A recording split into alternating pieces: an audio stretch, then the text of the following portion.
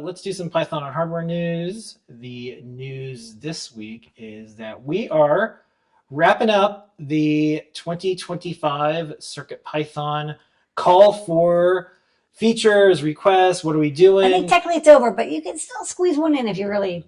Yeah, we're wrapping If it you up. really have to. That was by the 14th. You can check out the talk that Scott and Ladyada did. We talk about some Pi news. We talk about our 800 certifications. I'll talk about that in just a moment.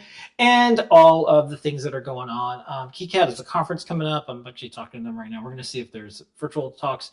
And then Playground, all of the new guides, a lot of CircuitPython there.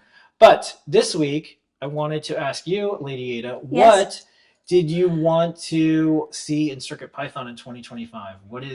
Well, we chatted about it with Scott in a video, but if you don't want to watch a 20-minute video, with Scott, who we visited, and you can see my desk. I think this year, I mean, we have, there's a couple of, there's like changes coming to CircuitPython in that, Jeffler, one of our developers, is going on a, extended hiatus. It's all good, but it's he wants to go travel the world, which is cool, and take a break.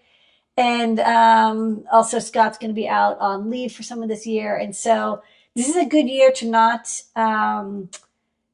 try to get a lot of stuff done, but try to get like one or two big things done. And so focusing is kind of my MO for this year. Okay. And so one of the things I talked to Scott about is, especially, right now there's only really one or two people who can add new platforms to CircuitPython, which means that we're kind of like, oh, we want to add something new. Well, Scott has to do it.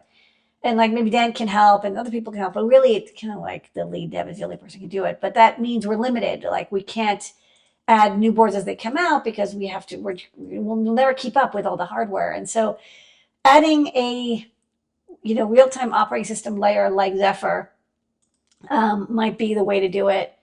Embed was historically what a lot of people used for as like an interlayer.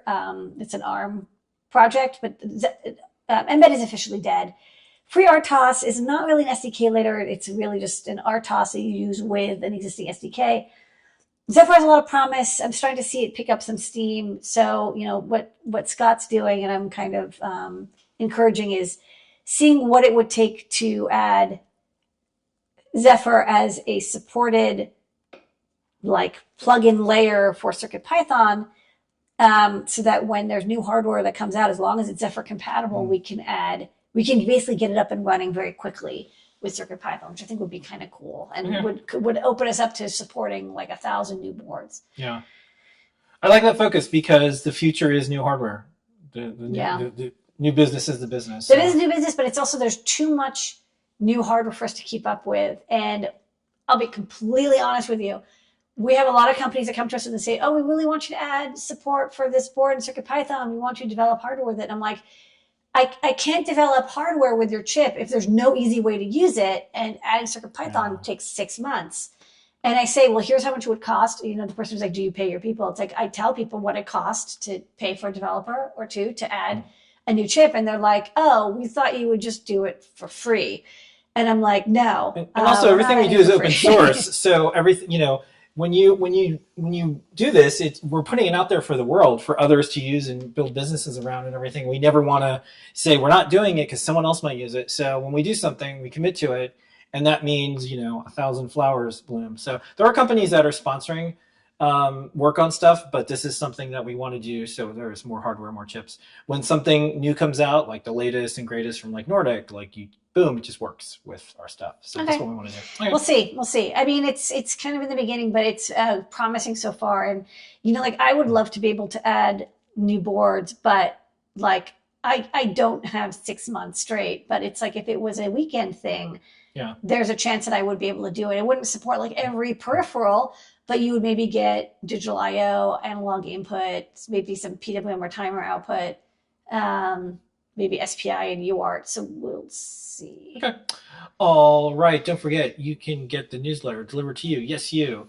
Or you can get it via RSS, or read on GitHub as Markdown, or get it as an RSS feed. Doesn't matter. Adafruit Daily, you go there, delivered every single week. We're back. 2025. There is significant newsletter growth. Tens of thousands of people. Yeah, a lot of people joined. Thank you, everybody. Considering that we don't force you to sign up or spam, it's actually pretty good. Okay.